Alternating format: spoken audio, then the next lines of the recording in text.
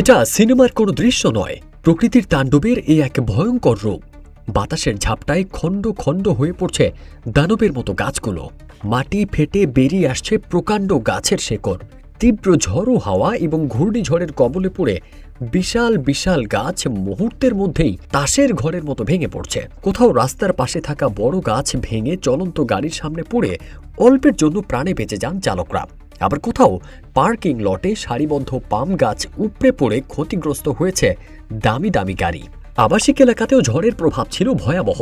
বাড়ির সামনে থাকা গাছ ভেঙে ঘরের উপর আছড়ে পড়েছে। অনেক জায়গায় বিদ্যুৎ লাইনের উপর গাছ পড়ে পুরো এলাকা বিদ্যুৎহীন হয়ে গেছে। শিলাবৃষ্টি ও দমকা হাওয়ার শব্দে মানুষের মধ্যে আতঙ্ক ছড়িয়ে পড়েছে।